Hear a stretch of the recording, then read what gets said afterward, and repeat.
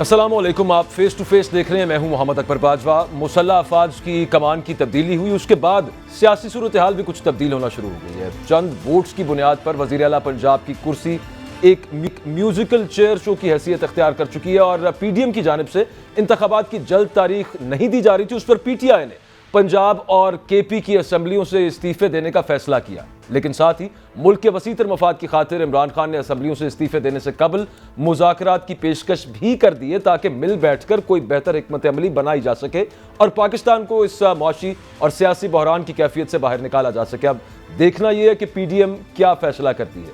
अगर पीडीएम पंजाब में अदम एतमाद के जरिए वजीर आला बदल कर असम्बलियां खत्म होने से बचा सकती है, जो कि बड़ा मुश्किल है, तो फिर अदम एतमाद की तहरीक पेश करने से पीछे क्यों हट रही है? इसीलिए कि ये बहुत मुश्किल काम है, खासतौर पर 63 की जो तशरीह आई उसके बाद। और साथ में ये भी कहा जा रहा है कि अगर असम्बलियों से इस्तीफे दिए तो दोबारा इंतखाबात करवा दिए जाएंगे। अब ये मामला किस तरफ जा रहा है, क्या सूरत हाल, क्या पॉसिबिलिटीज़ आगे बन सकती हैं, इस पर आज प्रोग्राम में बात करेंगे। हमारे साथ पाकिस्तान तहरीक इंसाफ के सीनियर फयाजुल हसन चौहान साहब होंगे और एज यूजुअल मेरे साथ ताहिर मलिक साहब स्टूडियोज़ में मौजूद हैं। मलिक साहब, आपको लग रहा है वैसे कि ये कुछ बेहतर बन गया मामला, कुछ इस तरह का मामला कि अगर खान साहब भी कह रहे हैं कि बैठ के बात कर लेते हैं तो it's going towards a good direction? देखिए, वो हमेशा से समझदार लोग यही कहते हैं कि अल्टीमेटली मुज़ाकरात ही होते हैं। जितनी मर्जी आप लड़ाई लड़ लें, जो मर्जी करने जाना कहीं नहीं। एक बात मैं ज़रूर कह सकता हूँ, मुझे लगा कि मैं इसको सैनिटी कहूँगा। और दूसरी बात है कि खान साहब ने बड़ा टेक्निकली शहबाज और जरदारी, वो जो बड़े ज़हीन बनते हैं कि हम बड़े समझदार हैं, उन पर प्रेशर डाल दिए।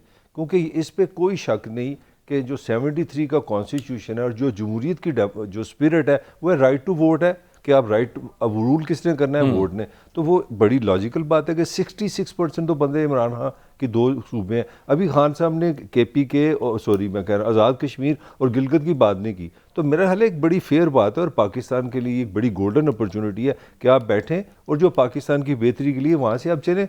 देखिए, आप लड़ते नहीं, आप 100 साल भी मज़ीद लड़ सकते हैं, मगर आपने अगर पाकिस्तान में सियासी इस्तेकाम लाना है, अगर आपको पाकिस्तान का माशी को मुफाद इंटरेस्ट है, खुदा की कसम मैं अभी तक इस प्रोग्राम में मेंटली नहीं इन हो सका, क्योंकि मैं अपने घर से जो फ़िज़ा दे के आया हूँ लाहौर की, वो जो आपने पाकिस्तान के साथ कर दिया इन सियासतदानों ने, मेरा हाल है शर्म की इंतहा, अब इनको बैठना चाहिए। अच्छा, नून लीग को ना जल्दी इलेक्शन सूट करता नहीं है, वो किस तरह से मामला होगा? फयाजुल हसन चौहान साहब हमारे साथ मौजूद है। बहुत शुक्रिया चौहान साहब, वक्त दिया आपने। आज इमरान खान साहब कह रहे हैं कि आए बैठे बात करते हैं। वो इससे पहले राना सनाउल्लाह साहब भी ये बात कर चुके हैं, लेकिन एट द सेम टाइम कोई एक पॉलिटिकल सेंस होती है ना, वो उसके हिसाब से कुछ समझ नहीं आता कि नून लीग शायद आप बैठ जाए, आपको वो डेट जो आप चाह रहे हो, आप किस तारीख पे किस माह पे राजी हो जाएंगे? मार्च अप्रैल के करीब इलेक्शन हो जाए तो फिर ठीक है, उससे डिले गया तो फिर आप नहीं मानेंगे? बिस्मिल्लाहिर्रहमानिर्रहीम। देखिए, मुज़ाकरात का तो हम पिछले 8 महीने से ये बात कर रहे हैं कि मौजूदा जो पीडीएम की हुकूमत है, इम्पोर्टेड हुकूमत है, इसके बस की बात नहीं है पाकिस्तान की रियासत को और पाकिस्तान की इकानमी को चलाने का। अभी ताहिर मलिक साहब मेरे भाई हैं, दोस्त हैं, इन्होंने कहा जी कि मैं घर से आया हूँ तो घर के और बाहर के हालात देख के इस नतीजे पर पहुंचा हूँ कि इन सियासतदानों को बस कर देना चाहिए। जनाबे वाला, हालात तो हम ये छोड़ के गए थे कि 6100 अरब रुपए का हम टैक्स रेवेन्यू छोड़ के गए थे, जो 3100 अरब से ज्यादा कभी पाकिस्तान में नहीं हुआ था। हम 32 अरब डॉलर का एक्सपोर्ट लेवल छोड़ के गए थे, जो पिछले 20 सालों में कभी अचीव नहीं हुआ था। हम 31 अरब डॉलर की फॉरेन रेमिटेंस छोड़ के गए थे, जो पिछले 20 सालों में कभी अचीव नहीं हुई थी। हम जनाब 10.6 जो है वो large scale manufacturing growth rate छोड़ के गए थे, जो पिछले 15 से 20 सालों में कभी गेन नहीं हुई थी। हम 6% ग्रोथ रेट छोड़ के गए थे, जो पिछले आपके जो है वो 10-12 एयर क्वालिटी इंडेक्स कहां पे छोड़ के गए थे? वो तो वैसे उसकी बात कर रहे थे। बात कंप्लीट हो जाए ना, उसको सुन लेंगे तो आपको अच्छा लगेगा, बताइए। पब्लिक को भी।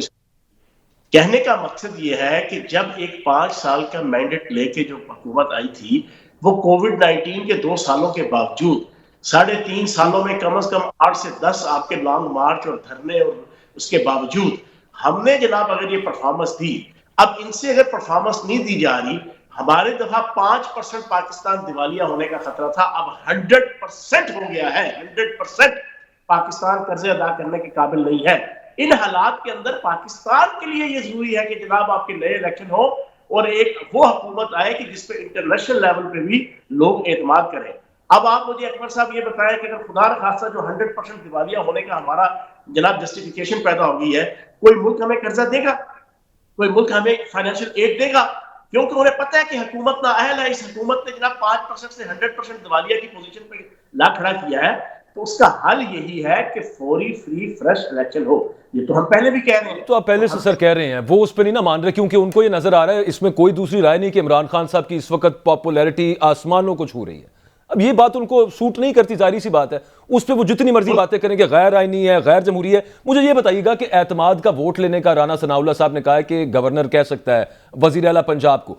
एक बात ये बताइएगा कि जरदारी साहब यहां पे आए हुए हैं, उनको टास्क दिया हुआ कि आप रोकें असेंबली तहलील होने से। चले बातचीत होती है उसमें तो जो निकलता है, लेकिन साइड बाय साइड कुछ ना कुछ चलता ही रहेगा। तो जरदारी साहब कहते हैं कि मैं मना लूंगा, यहाँ पे कुछ गुमराह साथी हैं उनको हम वापस ले आएंगे। उधर से राना साहब कहते हैं कि उस दिन एतमाद का वोट देने बंदे नहीं आएंगे, पूरे नहीं होंगे। अकबर भाई, मुल्क तबाह हो जाए वो ठीक है, ये इनको सूट नहीं कर रहा। वो इनको तो सूट कर गया ना। इनके 1100 अरब रुपए के जनाब 150 मुकदमात खत्म हो गए, इनको NRO 2 मिल गया। इनके सारे जनाब करप्शन की और 2 नंबरी की और चक्करबाजी की और मनी लॉन्ड्रिंग की और जाली टीटीस की और जाली अकाउंट्स की और खरबों रुपए की मार धाड़ पे ये नीट एंड क्लीन हो गए। ये सियासी वॉशिंग मशीन से, NRO 2 की वॉशिंग मशीन से साफ सुथरे होके हाजी नमाजी परहेजगार वलीउल्लाह गोश्त तब कलंदर बन गए हैं। इनको और क्या चाहिए? अभी भी इनका लाडपन आप रखेंगे? इनकी करप्शन और बदयांती के ऊपर इनकी लाडपन आपने कर लिया। का वास्ता मुल्क बचाओ। मुल्क जरूरी है कि इनकी जनाब सोच जरूरी है कि ये जीत सकते हैं कि नहीं जीत सकते हैं। ये भाईजान 2 साल बाद भी इलेक्शन में जाएंगे, ये नहीं जीत सकते। ये 10 साल बाद भी जाएंगे, लोगों ने इनको छुतर मारने अच्छा हैं। चौहान साहब, एक और बात भी है। आप अगर फर्ज करें फोर्स नहीं आप कर पाते इलेक्शंस, आप कहते हैं कि 2 सूबों में इलेक्शंस हो जाएं, असेंबलियां तहलील हो जाएं, चलें ये भी हो जाता है। लेकिन ये जो विफाकी और सूबाई असेंबलियों के इलेक्शंस का जो सिंक है, यानी कि एक साथ इलेक्शंस होते हैं, ये आउट हो जाए तो बड़ा मसला हो जाता होता है। इंडिया की मिसालें हमारे यहाँ पे दी जा रही हैं, इंडिया वाले खुद बड़े परेशान बैठे हुए हैं कि किस तरह से अब दोबारा इस सिंक को वापस लेके आना है कि एक ही टाइम पे स्टेट्स के लोकसभा के इलेक्शंस हो। ये किसी को सूट नहीं करता पाकिस्तान के अंदर at the very same time. अगर ये टूट जाए सिंह के जनाब, 2 असेंबलियों के पहले हो जाए, 3 2 के बाद में हो रहे हैं, वफाकी हो उसके बाद हो रहे हैं, और फिर तो आगे यूं ही चलता रहेगा मामला। 73 से लेके 97 तक जनाब आपकी ब्लैक ईयर्स है। सूबाई असेंबली के इलेक्शन अलहदा होते थे, कौमी के अलहदा होते थे, 2 दिन के वक्फे से। और हम ये लड़ा 2 दिन का वक्फा नहीं ना सर, अब आप 2-2 साल का वक्फा देखें ना। पूरी बात तो सुन लो ना, बताएं। कहते ये कोई इतना बड़ा इशू नहीं है। अच्छा, इतना बड़ा इशू अगर तो ये सिंसियर हो तो जनाब फिर आ जाए, बैठ जाए, मार्च के महीने का, अप्रैल के महीने की डेट तय कर लें, असेंबलियां उसके मुताबिक डिजॉल्व कर दें। जनाब 8 महीने सप नहीं कट सके तो जरा 8 साल के सप कटेंगे। अगले 8 महीनों में इन्होंने कौन सा सांप निकालना है, कौन सा जरा इन्होंने चरखा काटना है। जो 8 महीनों में मुल्क को बेड़ा कर दिया। मुल्क की इकॉनमी का 6,887 अरब रुपया कर्जा लिया है इन 7 महीनों में। 1 महीने का 991 अरब बनता है और 1 दिन का 32 अरब बनता है। इन्होंने तो मुल्क का बेड़ा कर दिया। 100% पॉसिबिलिटी है दिवालिया होने की इस वक्त। अच्छा, वो अच्छी बात इसके अंदर आप दुरुस्त कह रहे हैं, ये बात दुरुस्त है। और कि पाकिस्तान 100% दिवालिया होने के करीब नहीं हो चुका है, तो कहने का अल्लाह ताला रहम करे, अल्लाह ताला रहम करे। हाँ, लेकिन खतरात बहुत ज्यादा बढ़ गए हैं, हम रोज इस पर बात भी करते हैं। एक चीज सर ये बताएं कि बड़ी अच्छी बात है यहाँ पे बैठने के करीब मामला आ गए, मलिक साहब आप भी इसमें वेन कीजिएगा। एक बड़ा गिला रहता है ऑपोजिशन को, आपकी ऑपोजिशन को, और वो ये है कि इमरान खान साहब के खुद बैठेंगे इन मुज़ाकरात के अंदर, ये टीम जाएगी। वो कहते हैं हमसे हाथ मिलाना तो ये पसंद नहीं करते, तो क्या आप उनसे इनसे बात करें। और ये मोस्ट पॉसिबली प्रॉबेबली ये मामला फिर निकल आएगा कि खान साहब आए, अब आके बात करें। टीम शीम क्या क्यों कर रहे हैं आप बात? चौहान साहब। अच्छा, आपने मुझसे सवाल पूछा है? जी जी। अच्छा, मसला ये है कि असल इशू तो जो है वो आपका टॉपिक है कि किस टॉपिक के ऊपर आपने बैठना है, और दूसरा असल इशू ये होता है कि आपको मैंडेट हासिल है, जो कमेटी है आपकी। तो खान साहब ने अगर एक बात कही है कि बैठे और एक सॉलिड इलेक्शन की तारीख के ऊपर आप मुज़ाकरात करें, तो ठीक है ना जी। आप परवेज खटक साहब है, शाह महमूद कुरैशी साहब है, असद उमर साहब है, वो बैठ जाएंगे। There is a will, there is a way. लेकिन आप कम अज कम मुल्क को बचाने की कोई इंटेंशन तो लेके आए। आप कहते हैं अपना सब कुछ बनता, भाड़ में जाए जनता।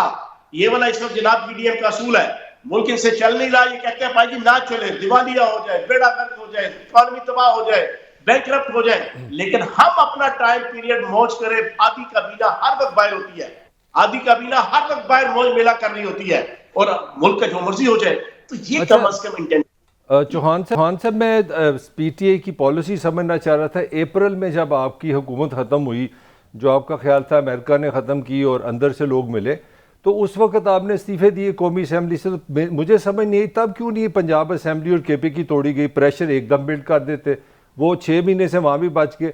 अब खान साहब ने पिंडी में अनाउंसमेंट किया कि मैं मुशावरत करूंगा और असेंबली तोड़ दूंगा। आज उन्हीं ने, उनका ही कहना है कि परवेज इलाही साहब ने मुझे कह दिया, ताकत दे दी, अब क्या रुकावट है ये असेंबली तोड़ने में? साहब, झपटना पलटना, पलटकर झपटना, लहू गर्म रखने का एक बहाना। दरवेश हूं मैं कि शाही बनाता नहीं आशियाना। कहने का मकसद ये है, पॉलिटिक्स के अंदर जो है स्ट्रेटजी वक्त के साथ साथ बनाई जाती है, वक्त के साथ साथ जो है वो चेंज होती है। और इस वक्त हमारी स्ट्रेटजी ये है, हम समझते हैं कि यार हमने हर किस्म का टैक्टिक्स यूज कर लिए, अदालतों के दरवाजे खटका लिए, लेकिन आउटपुट और रिजल्ट कुछ नहीं निकला और मुल्क तबाही के दहाने पे पहुंच गया है। देखो, मैं एक पाकिस्तानी हूँ, अल्लाह पाक की तरफ से आप भी मुहिब वतन पाकिस्तानी हैं, हम सब मुहिब वतन पाकिस्तानी हैं। मुल्क के हालात देखें, मुल्क का तो बिल्कुल अगले महीने इन्होंने $1.25 अरब का जनाब इन्होंने कर्जा अदा करना है बॉन्ड की सूरत में। इनके पास तो जो है वो 1.5 महीने की दरामदाद के जरिए मुबादला नहीं है। आप मुझे बताएं ना, दोनों माशाल्लाह आप बड़े बाखबर, आम पब्लिक इन चीजों को शायद ना समझ सके, मुल्क तो इन्होंने एंड पे लगा दिया है। अब आपका क्या ख्याल है, इसी तरह इनके हवाले किए रखें? नहीं चौहान साहब नहीं, इस अवाम में सारे नंगे। बस एक बात करूंगा मैं, 5-4 साल में पीटीआई का जो रिकॉर्ड है वो पाकिस्तान का 47 से लेके 2018 का जो कर्जा था वो पीटीआई ने रिकॉर्ड तोड़ा है। तो हमारे लिए सब बराबर है, ये इस तरह इस पे ना आए। मैं एक और आपको डाटा देता जरूर, ठहरे, आपने बड़ा डाटा दिया, ये आप बाद में कंफर्म कर लें। पीटीआई के दौर में पाकिस्तान में महंगाई भी बढ़ी, बेरोजगारी भी बढ़ी और गुर्बत भी बढ़ी। You can check this thing from any source, ये मैं आपको चैलेंज कर रहा हूँ। तो हमारे लिए मैच बराबर ही है, हमें हर एक ही तरह का मिला है। तो आप बताएं, अब फ्यूचर में क्या अब मुज़ाकरात अब होंगे, ये रियल है कि असेंबली टूटेगी? ये बताएं हमें। जल्दी से सुनिएगा। हाँ बिल्कुल जनाब, पीटीआई की हुकूमत में महंगाई बढ़ी, लेकिन इन पिछले 8 महीनों के अंदर पीडीएम की हुकूमत ने जनाब गरीबों के लिए 5 किलो आटा, 5 किलो घी, 5 किलो चीनी, 5 किलो पत्ती, 5 किलो दालें जो है वो डेली की फ्री रखी हुई थी। और फिर उसके अलावा जो मिडिल क्लास था उनको 5 मरले से लेकर 10 मरले के घर भी दिए, उनके यूटिलिटी बिल्स भी फ्री कर दिए, उनका जनाब आना जाना, घूमना फिरना, सैर करना वो भी बिल्कुल फ्री कर दिया, उनकी जिंदगियां जनाब सुकून के अंदर ले आए। हम 11% के ऊपर ताहिर साहब छोड़ के गए थे इन्फ्लेशन, ये 44% के ऊपर ले आए हैं।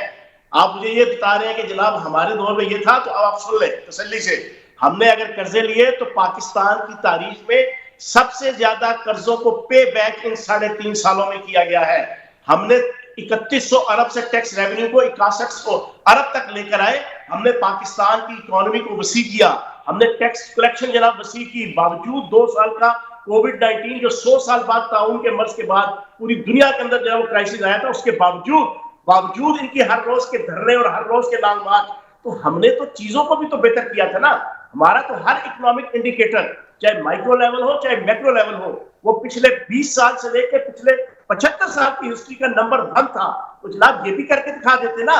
ये भी 8 महीनों के अंदर जो बड़े तुरम खान बन के आए थे, और ये जो इस हारदार को ये लेकर आए थे अपनी तरफ से $6 मिलियन बैन और टार्जन बना के, उसने भी हाथ खड़े कर दिए कि मैं डॉलर को जनाब नहीं रोक सकता, डॉलर को ऊपर जाने से। तो कहने का मकसद ये है, जब इनसे नहीं चल रहा, उड़ना नहीं आता, तो पंगा क्यों किया हुआ है? अच्छा, वो एक बात तो तय है मलिक साहब, वो भी है कि एक जिस वक्त ट्रेजेक्ट्री इसकी इकोनॉमी की वो बेहतर हुई थी, ठीक होना शुरू हुई थी, उस वक्त तरीके अदम एतमाद आ गई। यहाँ पे एक सवाल मैंने आपसे पूछना है चौहान साहब, आपके इत्तेहादी हैं मोनस इलाही साहब, वो कल एक इंटरव्यू उन्होंने दिया है, उसमें उन्होंने कहा है, वो कहते हैं कि जनरल बाजवा बिल्कुल ठीक रहे हैं, ये पाकिस्तान तहरीक इंसाफ वाले क्यों उनके खिलाफ बातें करते हैं, मेरी समझ से बिल्कुल बाहर है। एक बात उन्होंने की है कि हमें तो जनरल बाजवा ने कहा था कि पंजाब हुकूमत में आप जाके यहाँ पे बैठे, तो वो तो बता रहे हैं कि आप, और ये सबको पता ही कि इमरान खान साहब जब तनकीद कर रहे होते थे तो किसकी तरफ उनका इशारा होता था। तो ये कोई रिफ्ट है आपस में, कोई मामला खराब हो सकता है, क्योंकि बयानात उनके वैसे तो बिल्कुल ठीक आते हैं, लेकिन ये बहुत बड़ा एक, वो कह रहे हैं कि आपको तो सपोर्ट की एक्चुअली एस्टेब्लिशमेंट ने बाद में भी।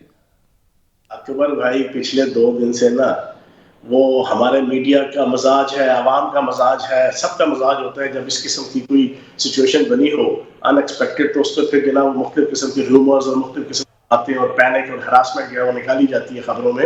ये 2 दिन से टेम्पो बनाया जा रहा है कल से। और मोनस इलाही साहब हमारे टेम्पो में तो नहीं आ गए ना सर, अपने ओन पे उन्होंने स्टेटमेंट दी है। तो सुनना, पूरी बात सुन लें। जनाबे वाला चौधरी परवेज इलाही साहब और चौधरी मोनस इलाही 100% इमरान खान साहब के साथ कंधे से कंधा मिला के और सीने से सीना मिला के खड़े हैं, और उन्होंने कैटेगोरिकली कह दिया है कि इमरान खान साहब ने जिस वक्त ऑर्डर किया उसी वक्त समरी के ऊपर साइन कर दूंगा। नहीं, वो तो ठीक हो गया, वो ठीक हो गया। लेकिन वो साथ ही कहते हैं कि आप जनरल बाजवा को बुरा भला ना कहा करें, उनका कोई कसूर नहीं है यहाँ पे, और वो तो उनका तो बड़ा एहसान है बल्कि कि बाद में पंजाब की इस वक्त जो हुकूमत है आपकी, जिसकी बेसिस के ऊपर आप ये वजन डालने पे कामयाब हो रहे हैं कि आप अर्ली इलेक्शंस करवा सकें, उसमें जनरल बाजवा का रोल है इन अ वे। देखिए, उनकी एक जाती राय है इस हवाले से, ठीक। बोनस इलाही साहब की जो उनकी इंटेंशन जिसके हवाले से आपने एक सब क्वेश्चन पूछा ना कि वो फेयर है भी है कि नहीं है, वो मैंने आपको जवाब दे दिया है। ठीक है। मैं परवेज इलाही साहब को 22 साल से जानता हूँ और मेरा एक ताल्लुक है 22 साल से, और बड़ा प्यार मोहब्बत करता हूं। और जो खत्म नबूवत और नामूस रसालत और दीन के हवाले से उनकी जनाब कुर्बानियां हैं, और स्पेशली खत्म नबूवत के हवाले से। अच्छा, ये भी बता दीजिएगा चौहान साहब, ये बताएं कि इलेक्शन कमीशन पर जो शदीद किस्म के तहफ़्फ़ुज़ात हैं इलेक्शन कमिश्नर पर और पूरे इलेक्शन कमीशन पर, इमरान खान साहब को, वो तो वहीं के वहीं हैं, तो उसी इलेक्शन कमीशन के अंडर फिर ये पंजाब और केपी का इलेक्शन हो जाए, फिर उसमें कोई ऐसा रिजल्ट आ जाए कि जो एक्सपेक्टेड ना हो बिलफर्ज, तो फिर मामला वहीं पे आ जाएगा। तो इससे बेहतर एक दफ़ा असेंबली में जाया जाए, जाके इस पर तो बात की जाए, पहले इस मामले को ख़त्म किया जाए। फ्री एंड फेयर कैसे हो जाएंगे, क्योंकि इलेक्शन कमीशन तो वहीं का वहीं है। पिछले 3 महीने से इमरान खान साहब ये पॉलिसी दे चुके हैं कि बावजूद इसके कि हम जुडिशल कमीशन में केस लेके गए हैं चीफ इलेक्शन कमीशन के खिलाफ, बावजूद इसके कि हम इलेक्शन कमीशन का जो रोल है उसके हवाले से अपनी एप्रीहेंशन रिजर्वेशंस प्रूफ के साथ रख चुके हैं, बावजूद इसके कि 10 से 12 जो डिसीजन थे जो हमारे खिलाफ इसने किए पिछले 6, 7, 8 महीनों में, वो इस्लामाबाद हाई कोर्ट के अंदर नल एंड वाइट हुए, बावजूद इसके कि जितने ज़िमनी इलेक्शन हुए पिछले 7, 8 महीनों में, उनमें प्रूफ के साथ हमने साबित किया कि इलेक्शन कमीशन एक पार्टी बन के और पीडीएम का जनाब, लेकिन वो वहीं का वहीं है, और वो असेंबलीज के बगैर नहीं वो कहीं जा सकता। पूरी बात अकबर सुन लो ना यार, पूरी बात बताएं। उसके बावजूद खान साहब ने ये कहा कि हम अगर इलेक्शन हो जाते हैं तो हमारी मजबूरी है कि इसी इलेक्शन कमीशन और इसी चीफ इलेक्शन कमीशन की सरबराही के अंदर जब हम इलेक्शन लड़ेंगे। लेकिन आपने देख लिया कि ये चीफ इलेक्शन कमिश्नर और ये इलेक्शन कमीशन, इन्होंने टिल लगा लिया जनाब इन ज़िमनी इलेक्शनों के अंदर, धांधली की इन्होंने रिकॉर्ड कायम कर लिया, लेकिन फिर भी पीटीआई की थी।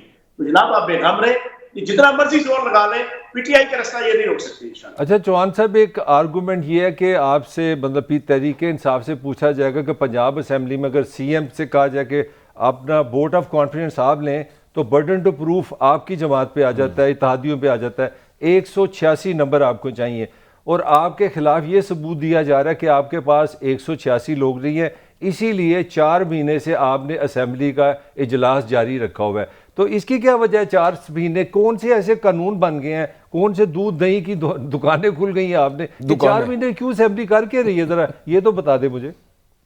जल्दी से आप सुनिएगा, ताहिर साहब बीच में टोकिएगा ना।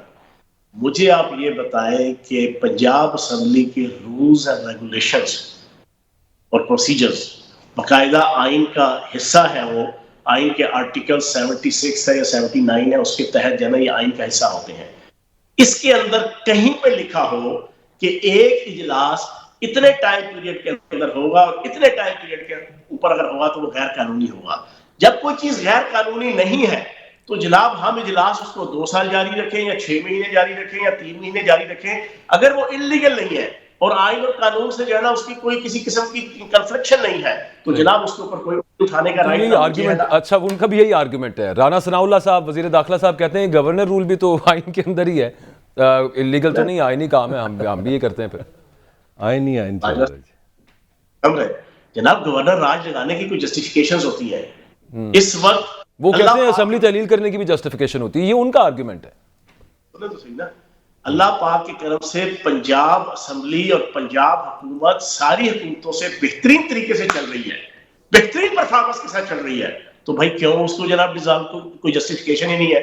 दूसरा जो ताहिर मलिक साहब ने क्वेश्चन पूछा था, आप वही वाली बात कर रहे हैं, अगर इतनी अच्छी चल रही है तो चलने दें, लोगों का भला हो रहा है और आपका भी भला हो रहा है, आपका पॉलिटिकल कैपिटल बढ़ रहा है।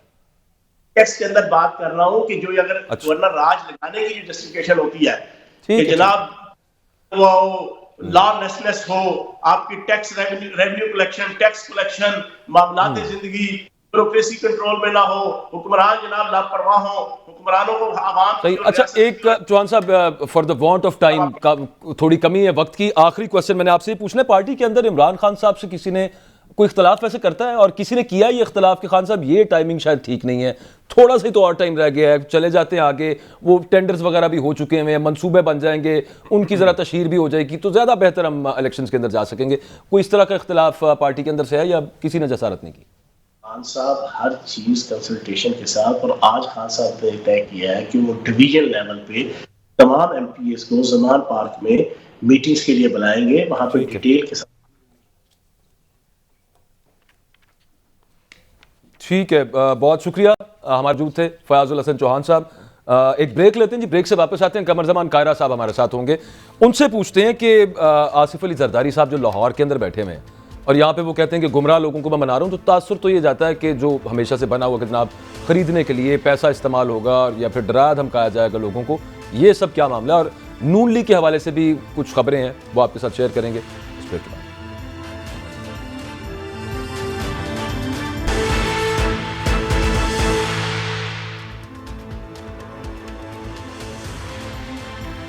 वेलकम बैक जी। एक बात करेंगे कि वजह क्या बनी आखिर के हुकूमत ये कहती होती थी कि इमरान खान अगर इलेक्शंस चाहते हैं तो केपी और पंजाब असेंबली से इस्तीफा क्यों नहीं दे देते, और अब जबकि वो कह रहे हैं कि इस्तीफे दे देते हैं या असेंबलियां तहलील करने तक बात आई है, तो अब वो कह रहे हैं कि जी ये तो गैर आईनी अमल है, इसको हर सूरत रोकने की कोशिश करेंगे और इसकी हर सूरत हम मुखालफत करेंगे। कमर जमान कायरा साहब सीनियर लीडर हैं पाकिस्तान पीपल्स पार्टी के, उनसे बात करते हैं। कायरा साहब क्या वजह है, मतलब आपकी पार्टी से भी ये आवाज़ आई और PMLN तो काफी शद्दोमत के साथ ये कहती रही। मरियम नवाज साहिबा तक ने ये कह दिया कि अगर इमरान खान संजीदा है इलेक्शंस की डिमांड में तो केपी और पंजाब डिसॉल्व करें। अब जब वो हो गया है तो तमाम पार्टीज कह रही हैं ये गैर आईनी है, ये गैर कानूनी है और हम इसको हर मुमकिन हद तक रोकने की कोशिश करेंगे। सो मच सो कि जरदारी साहब यहाँ पे मौजूद हैं इस for this very purpose. Sir देखिए, इमरान खान साहब जब इलेक्शन का मुतालबा करते थे तो उसके जवाब में हम हमेशा ये कहते थे, अक्सर लोगों की हमारी ये आर्गूमेंट होता था कि खान साहब अपने मुतालबे में संजीदा नहीं है जी। अगर वो संजीदा हैं तो एक तरफ उन्होंने इस्तीफे दिए रखे हैं कौमी असेंबली से, दूसरी तरफ वो नए इलेक्शन का मुतालबा कर रहे हैं, तीसरी तरफ वो पंजाब में हुकूमत बना रहे हैं। तो ये उनके अपने सारे इस अमल में ही तजाद है। उनको चाहिए कि अपने आप को पहले क्लियर तो करें। दूसरा, हमारा हमेशा से ये मौक़िफ़ रहा कि खान साहब को मैं थोड़ा मिस किया कि हमारा ये मौक़िफ़ रहा कि खान साहब जो है वो बुनियादी तौर पे इलेक्शन के लिए जिस तरह दबाव डालना चाहते हैं वो मुनासिब नहीं है। शराइत के साथ मुतालबे नहीं होते। आप मुतालबा रखिए, आइए बैठ के बात करते हैं, हम आपको कन्विंस करेंगे कि बात ऐसे नहीं है कि नए इलेक्शन की तरफ जाया जाए, आप हमें कन्विंस कर लीजिए। एक ओपन डायलॉग करके उसके नतीजे में हम ये कर सकते हैं। कायर साहब, आप जाती तौर पे समझते हैं कि पॉलिटिकल स्टेबिलिटी आ जाए तो उसके साथ इकोनॉमिक स्टेबिलिटी अक्रॉस वर्ल्ड जुड़ी होती है और पाकिस्तान के अंदर भी कुछ इसी तरह का मामला है, थोड़ा सा स्टेबल हो जाएगा मामला अगर एक। मुझे इस आर्गूमेंट से बड़ा डिफरेंस है इससे। ओके, ये बात तो दुरुस्त है कि पॉलिटिकल स्टेबिलिटी जो है वो जरूरी है इकोनॉमिक स्टेबिलिटी के लिए। पॉलिटिकल स्टेबिलिटी को डैमेज कौन कर रहा है? इमरान खान साहब। तो आप उन्हें कह दीजिए कि ना करें डैमेज। तो पाकिस्तान की पॉलिटिकल स्टेबिलिटी रहने दे, 7-8 महीने रह गए, उसके बाद इलेक्शन में चले जाएंगे।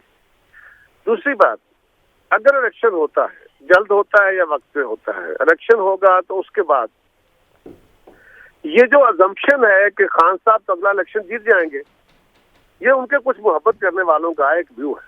ठीक, उनका अपना भी है जी, उनका अपना भी यही व्यू है एक्चुअली, जिस वजह से वो पुश कर रहे हैं। उनका तो होना चाहिए ना, उनका तो सियासी जमातें जब भी इस तरह सोचती है तो उनके यही व्यू होते हैं कि हम इलेक्शन जीत जाएंगे। लेकिन ये जो आर्गूमेंट किया जाता है, इस आर्गूमेंट में वजन इसलिए नहीं है कि खान साहब ने जो बाय इलेक्शन जीते कुछ, उसको बेस बना के वो कहते हैं कि मैंने बहुत लीड से इलेक्शन जीत ली है, सारे इलेक्शन जीत लिया। हालांकि जहां जहां उनके कैंडिडेट्स आए वो हार गए। मुल्तान में उनका कैंडिडेट वर्सेस कैंडिडेट हुआ तो हारे। खान साहब बतौर लीडर अपनी जमात के इलेक्शन लड़े, सारी जमात खुद पूरी कैंपेन कर रहे हैं, सारी जमात केपी से लेके आज़ाद कश्मीर, गिलगित बल्तिस्तान, पंजाब, इन सारे सूबों से उनके इलेक्शनों के उनके हर हल्के के अंदर 2-2 एक-एक यूनियन काउंसिल के ऊपर मॉनिटर मुकर्रर किए गए। और जमात के अंदर जो इख्तलाफात पैदा हो सकते हैं या हर जमात के अंदर होते हैं, उसको रोक दिया गया, क्योंकि लोगों को ये अंदाजा कराया गया कि अगर आपके इलेक्शन सही ना हुए तो अगले इलेक्शन में आपको टिकट नहीं मिलेगी। कारा साहब देखे ना, उनके अगेंस्ट तो 12 पार्टीज थी साथ, बल्कि वो एस्टेब्लिशमेंट को भी अपना हरीफ 12 समझते थे। पार्टियों के आप नाम नहीं दे सकेंगे मुझे, 12 पार्टियां, ये याद रखिए। आप 7 पार्टियों के नाम भी नहीं दे सकेंगे। तो ये 12 पार्टियां भी खान साहब ने कह कि आपको असबर करा दिया। नहीं, वो जो साइन हुए थे सबसे पहले जब मीटिंग हुई थी पीडीएम की और बना था आज हुकूमत के अंदर जमाते हैं उनका आप जिक्र फरमा रहे हैं ना, ऐसा नहीं होना चाहिए। हुकूमत की नहीं, पीडीएम की जमातों की बात हो रही है। मैं सर हुकूमत की बात कर रहे हैं, बात पीडीएम की नहीं हो रही, बात हुकूमत। मैं पीडीएम का हिस्सा नहीं हूँ, अब मुझसे बात कर रहे हैं। ओके, ठीक है। तो अर्ज ये है कि अभी खान साहब को लेटेस्टली जो मुजफ्फराबाद के अंदर इलेक्शन हुआ, जहाँ पे उनके ऊपर है, वजीर आजम है, वज़रा है, सदर है, खान साहब की पॉपुलैरिटी है, ना उनको इंशाल्लाह मेयर मिल रहा है, ना उनको जिला काउंसिल मिल रही है। अगले इलेक्शन में भी देखिए अगले फेजेस में क्या होता है। तो अगर अगला इलेक्शन जो पाकिस्तान के अंदर होता है वो स्टेबिलिटी कैसे लाएगा? अगर फिर दोबारा ऐसा ही आ गया और कोई मिक्स रिजल्ट आए तो फिर खान साहब उसको कैसे स्टेबिलिटी की तरफ ले जाएंगे? उन्होंने भी नारा मारा हुआ है कि मुझे वैसे कारा साहब खरीदना हुई तो मैं तो अपोजिशन में बैठ जाऊंगा। फिर स्टेबिलिटी किस तरह? अच्छा, मैं आपसे एक एज अ पॉलिटिकल लीडर आपसे एक सवाल ये पूछना चाहता हूँ कि इसहाक डार साहब आ गए, उन्होंने कोई अभी तक कोई बड़ा तीर नहीं मारा, कोई कारनामा उन्होंने नहीं किया ऑन द इकोनॉमिक फ्रंट, और हालात भी ऐसे हैं, दुनिया के अंदर भी बड़े सख्त हालात हैं। अगला अगर बजट आपको बनाना पड़ गया आपकी हुकूमत को, इस इत्तेहादी हुकूमत को, तो वो सख्त बजट होगा, क्योंकि जो शराइत होंगी वो मजीद स्ट्रिंजेंट हो जाएंगी और ज़्यादा टैक्सेस लगाने पड़ जाएंगे। तो पॉलिटिकल कैपिटल, क्या आप नहीं समझते कि जितना ये इसको बढ़ता जाएगा मामला, उतना आपका कम होता जाएगा? देखिए, अगर सियासी जमातें यही सोचने लग जाएं कि पॉलिटिकल कैपिटल बचाना है, मुल्क बेशक बर्बाद हो जाए, तो ये कोई रास्त सोच नहीं है। हम जब गवर्नमेंट में आए थे तो हम इसी सोच के तहत आए थे कि हम आते ही इलेक्टोरल रिफॉर्म्स करेंगे और इलेक्शन की तरफ चले जाएंगे। लेकिन जब मुल्क के हालात को देखा, डिटेल उसके एनालिसिस किया, तो अल्टीमेटली फैसला किया कि नहीं, हमें रिफॉर्म्स करने चाहिए और फिर उन रिफॉर्म्स के बाद हमें इलेक्शन की तरफ जाना चाहिए, उसके लिए हमें टाइम चाहिए। और हमने वो मुश्किल फैसले किए। आइंदा भी अगर मुल्क बचाने के लिए, स्टेबिलिटी के लिए आपको ऐसे फैसले करने पड़ते हैं जो मुल्क के लिए तो जरूरी है, लेकिन वो नापसंदीदा फैसले हैं, क्योंकि उससे लोगों की जिंदगी में तकलीफ होती है और आपको उसका सियासी नुकसान उठाना पड़ता है। तो मेरा ख्याल है ये घाटे का सौदा नहीं है। अच्छा कायरा साहब, आज जो खान साहब ने ऑफर किया मुज़ाकरात की, मेरा नहीं ख्याल उन्होंने कोई शर्त उसमें रखी है, तो आप जिस हुकूमत का हिस्सा है, क्या रिस्पॉन्स होगा और क्या होना चाहिए बतौर डेमोक्रेट? आप क्या समझते हैं? हाँ, मालिक साहब, मैं आज गया हुआ था कश्मीर, मैंने उनकी बात सुनी नहीं है कि उन्होंने क्या कहा है, लिहाजा उसके ऊपर मैं रिस्पॉन्ड अभी कर नहीं सकता कुछ। वो कह रहे हैं कि कोई डेट दें आप इलेक्शंस की, कोई एक उस पर फिर नैरो डाउन करते हैं और फिर ये मशरूत है एक्चुअली उनकी मुज़ाकरात की पेशकश, लेकिन बात करते हैं। लेकिन आप उससे पहले इस पॉइंट के ऊपर आए कि इलेक्शंस होने हैं, पहले होने हैं अपने वक्त से।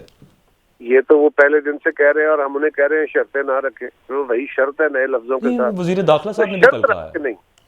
अच्छा कायरा साहब, मैं ये समझना चाह रहा हूँ कि कॉन्फ्लिक्ट क्या है पाकिस्तानी पॉलिटिकल एलीट का? माशाल्लाह आप बड़े एक्सपीरियंस हैं।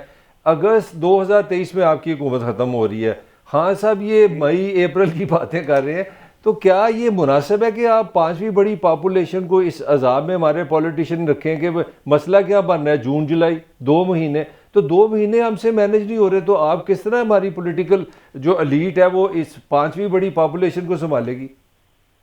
आप इसी सवाल को उनकी तरफ ले जाइए। तुसी तो जवाब दो ना, ठहर जाएंगे तो कौन सी क़यामत आ जाएगी? कायरा साहब तुसी अपना जवाब दो ना, इमरान खान को वखरा सवाल कर लगे। नहीं, आप उनसे सवाल करते नहीं है ना, आप सिर्फ सवाल हमसे करते हैं। लेकिन सवाल ये है कि हमें इससे भी एतराज नहीं है। हमने तो कहा था कि आइए बैठ के डिक्टेशन लेके नहीं करेंगे। अगर इमरान खान का ये हो कि मेरी ये शर्त है और मैंने गर्दन पे टांग रख के शर्त मनवानी है, तो नहीं मानेंगे। नहीं, अब तो कोई शर्त नहीं रखी, आज भी शर्त है। नहीं, वो डेट के हिसाब से कह रहे हैं कि इलेक्शन की कोई तारीख दें फिर मुज़ाकरात करें, लेकिन उसमें बारगेन नहीं होती ना कायरा साहब। वहां पे जाके आप कुछ उनको समझाएंगे, कुछ आपको समझा लेंगे। जुरे वाला अर्ली इलेक्शन का या बाकी चीजों के मुतालबे होते हैं, शराइत नहीं होती। शर्त पूरी करो, फिर बैठ के फिर हमने मजाक नहीं करने, फिर मुज़ाकरात नहीं करने, फिर मजाक करने। और हमने मजाक करने का हमारा मूड नहीं है, खान साहब का मूड होगा मजाक करने का। अगर मुज़ाकरात करने हैं तो संजीदगी से, गैर मशरूत अपने मुतालबे रखें, अर्ली इलेक्शन रखें, फिर इलेक्शन रखें, जो रखना चाहते हैं। और आपको फिर इससे कोई मसला नहीं है कि अब ये मुज़ाकरात में कोई बात नहीं बनती तो चले जाएं इस मामले की तरफ कि पंजाब और केपी की असेंबली तोड़ें? 66% पॉपुलेशन है जो रिप्रेजेंट सिंध, केपी और पंजाब के थ्रू हो रही है। 66% की बुनियाद पे क्या आप 34% को मजबूर करेंगे? आप छोटे सूबों के ऊपर अपना रोक मेरा सवाल कारा साहब जरा प्लीज सुन लीजिएगा। मैं आपसे एक एज ए पॉलिटिकल लीडर ये पूछना चाह रहा था कि क्या आपको सूट करता है कि 66 के एक दफा इलेक्शन हो जाए? और ये करने की है ही नहीं। बात यह है कि 66% अपनी राय दूसरों पर मुसल्लत करेगा, कतन ऐसा इसकी इजाजत नहीं दे सकते, बिल्कुल ऐसा कोई मौका नहीं है। और 66% में सिर्फ सूबाई इलेक्शन होने हैं, कौमी नहीं होने। अच्छा कह रहे साहब, मैं एक आपके जो लीडर हैं जरदारी साहब के हवाले से एक सवाल करना चाह रहा हूँ। उनका एक बड़ा एक इम्प्रेशन है कि जब भी कोई पॉलिटिकल क्राइसिस हो है वो आ जाए तो मसला हल हो जाता है। मतलब अगर वो लाहौर आ गए हैं तो फिर असेंबली नहीं टूटेगी। बलोचिस्तान की हुकूमत की बात हुई, वो टूट गई, सेनेट भी उन्होंने कर दिया। तो कौन सी ऐसी उनके पास कुव्वत है, ऐसी कौन सी ताकत है कि जरदारी साहब की ये रेपुटेशन बन गई है कि वो जहाँ पे हाथ डालते हैं रिजल्ट निकल आता है? जरदारी साहब, मलिक साहब बड़े तामुल मिजाज और बुर्दबारी के साथ चीजों को सादगी के साथ समझा भी लेते हैं और समझ भी लेते हैं। बहुत सारे मामलात में वो अपना नुकसान करके दोस्तों को हालात से आगे निकलने के रास्ते पैदा करते हैं। और तीसरा यह है कि अब लाहौर आते हैं तो फिर आपसे मिलवाएंगे, फिर आप ये राज उनसे भी पूछ लीजिए। चलिए जरूर इंशाल्लाह पूछेंगे। अच्छा वैसे सर अभी एक तासुर है, मैं अभी थोड़ी देर पहले भी ये बात कर रहा था कि जरदारी साहब, और फिर अगेन आप ये कहेंगे कि उनकी ऑपोजिशन ने बनाया हुआ है, लेकिन जो भी है उसके कुछ कहीं ना कहीं हमें शवाहिद भी मिले हैं, पैसे शैसे भी चल जाते होते हैं। तो अभी वो जो कह रहे हैं कि वहाँ पर आके वो बैठ गए हैं और उसके बाद हम एतमाद का वोट लेने का अगर कह दें गवर्नर वज़ीर आला को, और उसके बाद इन पे चूंकि बर्डन होगा 166 पूरे करने का, वो आएंगे ही नहीं 166। ये राना सनाउल्लाह साहब भी साथ कह चुके हैं सब बात। तो ये चीज़ें तो उसी तरफ इशारा करती हैं कि बाय हुक और बाय क्रुक, यहाँ पे ज़्यादा बात क्रुक की है, तो इस वजह से ये बात तो हमारे बहुत सारे मीडिया के दोस्त, जब इमरान खान को कौमी असम्बली के अंदर अदम एतमाद का सामना करना पड़ा तो उस वक्त भी कह रहे थे कि उनकी जमात के कुछ लोगों को खरीदा गया है। हालांकि आप लोगों को पता था और बखूबी पता था कि ये लोग इमरान खान साहब को इस अदम एतमाद की तैयारी से बहुत पहले छोड़ चुके थे।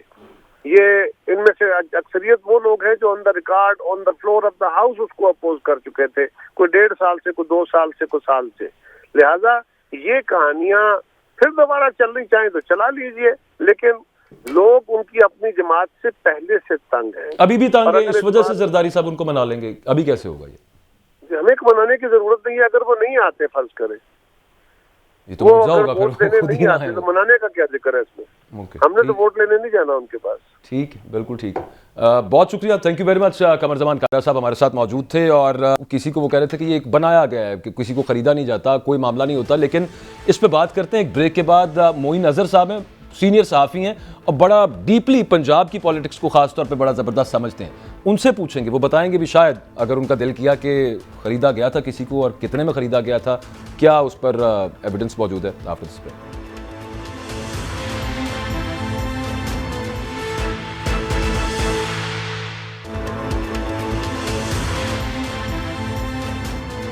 वेलकम बैक जी। हमारे साथ JNN के सीनियर रिपोर्टर हैं, पॉलिटिकल बीट कवर करते हैं, बहुत अरसे से इन सियासी पार्टीज को कवर भी कर रहे हैं, बड़ा डीपली अंडरस्टैंडिंग रखते हैं इन सब मामलात की। मोइन अजहर साहब हमारे साथ हैं लाहौर स्टूडियोज़ के अंदर। थैंक यू मोइन साहब, वक्त दिया आपने।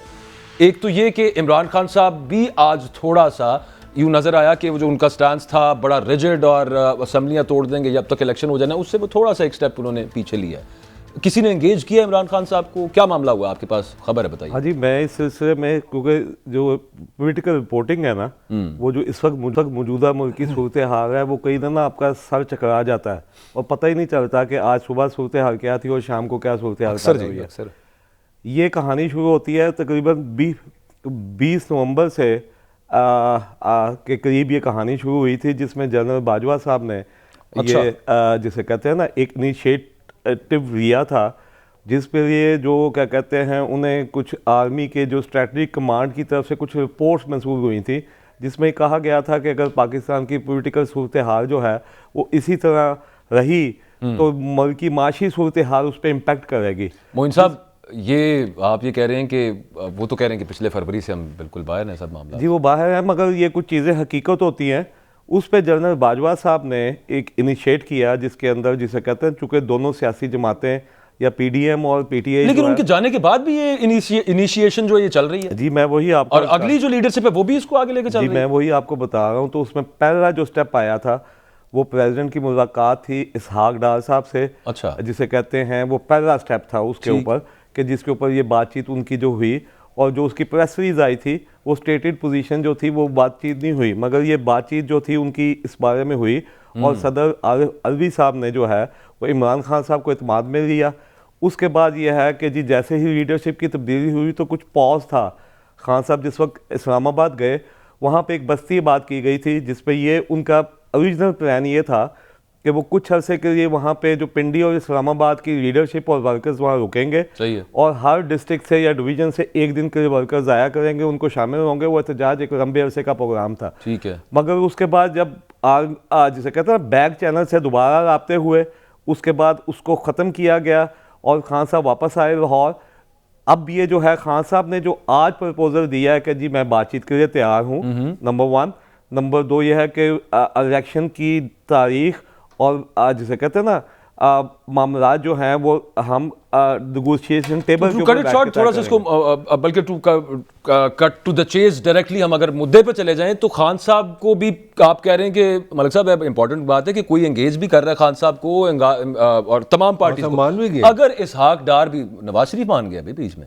अच्छा, इसहाक डार अगर मिलने चला गया आपके ख्याल में नवाज शरीफ साहब से नोट लिए बगैर चले गए? नहीं थोड़ी सी मैं जो मैं आपसे बात से ये लग रहा है कि कहीं ना वो तो खबर सबको ही पता है, मैं भी शेयर कर दूं कि बैकग्राउंड जो मुज़ाकरा था वो तो सबको पता है। मेरी अपनी भी ये फीलिंग थी कि ये कहीं ना कहीं जो बर्फ कहीं पे पिघली है पीछे, जो खान साहब ने आज उसका इजहार किया। एम आई राइट? अजीब है भी वो उसी समझने की बात है, क्योंकि ये खान साहब की जो स्टेटेड पोजीशन से पिछले 6 माह से आज जो खान साहब ने अपना बयान दिया है और फवाद चौधरी साहब ने प्रेस कॉन्फ्रेंस में कहा है कि जी इलेक्शन की अनाउंसमेंट चल रही है, हमारे साथ बैठें। अगर हुकूमत ये समझती है कि जी इंतखाबात जो हैं वो मुकर्रर वक्त पे होने चाहिए तो उसके हमें रीज़न भी बता दें वो। और साथ साथ उन्होंने मुल्क की माशी सूरत हाल के बारे में कहा कि ये अगर पोलिटिकल क्राइसिस रॉन्ग करेगा तो इसका नुकसान जो है वो मुल्क को उठाना पड़ेगा, पाकिस्तान की कौम को उठाना पड़ेगा। मोइन साहब अभी थोड़ी देर पहले कमर जमान कायरा साहब थे हमारे साथ और वो कहते हैं कि ये बिल्कुल बेसलेस बातें, इल्ज़ामात हैं, अफवाहें हैं कि किसी को खरीदने की कोई बात है, चक्कर ही कोई नहीं था। सिंध हाउस वगैरह ये तो सिर्फ एक जो है ना फस्क्री है। सरदारी साहब बड़ी सी गुफ्तगू करते हैं। हाँ बस वो प्यार कायल कर लेते हैं, वो बोलते बोलते उनका अंदाज़े गुफ्तार ऐसा है कि वो सीख ले वो गुफ्तगू। मैं उसको तो चैलेंज नहीं कर सकता उनकी गुफ्तगू को, बड़ा कुछ हो जाएगा। मैं सिर्फ चाह रहा हूँ अगर इफ एट ऑल पॉसिबल। नहीं मोइन साहब इस पे एक खबर उनसे मैं लेना चाह रहा हूँ कि किसी को खरीदा गया था आपके? मुझे खरीदने का तो नहीं पता, नहीं एक मुस्लिम लीग नून के मेरे दोस्त हैं, उनके साथ मैं एक दिन रात को बैठा हुआ था, उन्होंने अपने मोबाइल पे कुछ चीज़ें मुझे बताई। मैं उनका नाम इसलिए नहीं ले सकता कि मैंने उनसे इजाज़त नहीं दी थी। उसमें उन्होंने बताया कि फलां पीटीआई के जो हैं अक़लियती कोई रुकन थे, उनके बारे में उन्होंने कहा कि उनको तकरीबन 15 से 16 करोड़ रुपए की ऑफ़र की गई थी पंजाब के अंदर, तो उन्होंने इनकार कर दिया। उन्होंने कहा कि हम अक़लियत से जो लोग आते हैं कोटे की सीटों पे, तो हमारे पास सिर्फ एक चीज़ होती है कि हम पार्टी के साथ राय रहें। मैं खान साहब के साथ राय हूँ। उन्होंने 15 करोड़ रुपए की उन्होंने तारीफ़ की थी मुस्लिम लीग नून को लीडर ने। अच्छा, वैसे कुछ अक़लियती सीटें इधर से निकल के चली भी गई थी दूसरी साइड पे। ये अलग बात है कि बाद में फिर वो सुप्रीम कोर्ट ने जब 63 की तशरीह की तो उसके बाद वो डी सीट भी हो गए, लेकिन कुछ अच्छे लोग भी अक़लियती नहीं, सॉरी रिजर्व सीटें में। हाँ अच्छा मोइन ये बताएं, बड़ी खबरें हैं जी, वो तो खान साहब ने भी कह दी कि परवेज़ इलाही ने मुझे इख्तियार दे दिया, बल्कि मैंने ये भी खबर सुनी है उन्होंने समरी पे साइन भी कर दी है। असल खबर क्या है, परवेज़ इलाही तैयार है असेंबली तोड़ने के लिए? जी परवेज़ इलाही साहब ने खान साहब से जो कल उनकी मुलाकात हुई थी, मेरे ख्याल से जो आज की डेवलपमेंट हो गई आने वाले चंद दिनों में, वो ये है कि परवेज़ इलाही साहब जो बातचीत का अमल है उसका हिस्सा बन जाएंगे। इससे पहले आरिफ अलवी साहब जो थे पीटीआई की तरफ से हिस्सा थे, अब परवेज़ इलाही साहब भी हो सकता है, मुमकिन है कि वो भी उस बातचीत का हिस्सा बन जाए। और ये दिसंबर के 2nd और 3rd वीक में इस बातचीत का आगाज़ होगा और फरवरी के बीच मिड में जाके इसका रिजल्ट भी आ जाएगा इस बातचीत का, और गालिबन इम्कान है कि जी इलेक्शन अनाउंस हो जाएंगे पाकिस्तान में फरवरी में जाके अनाउंस हो 2 महीने बाद। खबर ही दे दें क्योंकि आज की खबर है कि परवेज़ इलाही साहब आज इस्लामाबाद गए हैं, किसी अहम बंदे से मिले और वापस भी आ गए। ये इस पे क्या आप कहेंगे? नहीं, मैं वो जो बातचीत होनी है मेरे ख्याल से परवेज़ इलाही साहब उसका हिस्सा होंगे। जो मेरी कल की जो खान साहब की जो मुलाकात हुई थी उसके बाद मुझे ये पता चल रहा था कल शाम को कि जी परवेज़ इलाही साहब ने उनसे कहा कि चूँकि पीडीएम की इत्तेहादी जमातें वो सारी मिलकर करेंगी, हम पंजाब के आपके साथ इत्तेहादी हैं, इसलिए हमें जो है शामिल किया जाए इस बातचीत के अमल के अंदर। तो खान साहब मेरे ख्याल से अच्छा ठीक, ये आखिरी बताइएगा कि मरियम नवाज साहिबा को सदर बनाने की बात हो रही है पीएमएलएन का, ये राजा ज़फ़रुल हक साहब इसको कल कंफर्म कर चुके हैं। क्या इसके पीछे हो सकता है और क्या अचीव करना चाह रही है पीएमएलएन? और कोई लीडर नजर नहीं आ रहा है यहाँ पे। मरियम नवाज भी वहां से आएंगी, वही जी, ये काफी अरसे से एक इंटरनल डिबेट है जिसकी वजह से पार्टी का जो से कहते हैं ना फार किरदार अवाम के अंदर वो ख़त्म होता नज़र आ रहा है, क्योंकि काफ़ी अरसे से ये डिबेट है कि शहबाज शरीफ साहब रहेंगे नेक्स्ट इलेक्शन में या मरियम नवाज साहब को जिम्मेदारी दी जाएगी।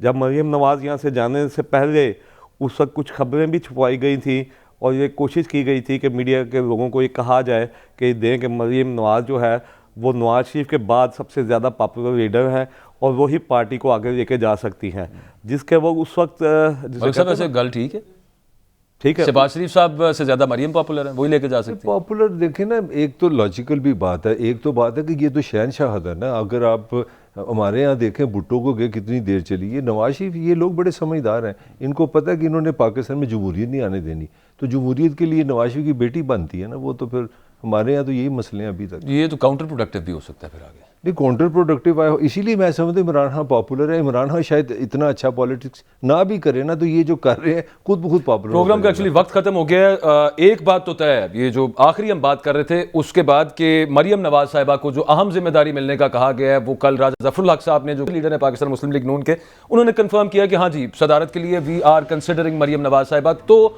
और कोई पार्टी में इस लायक नहीं है, कोई इस स्टैचर का नहीं है, कोई इतनी अहलियत काबिलियत नहीं रखता कि उसे सदर बनाया जाए।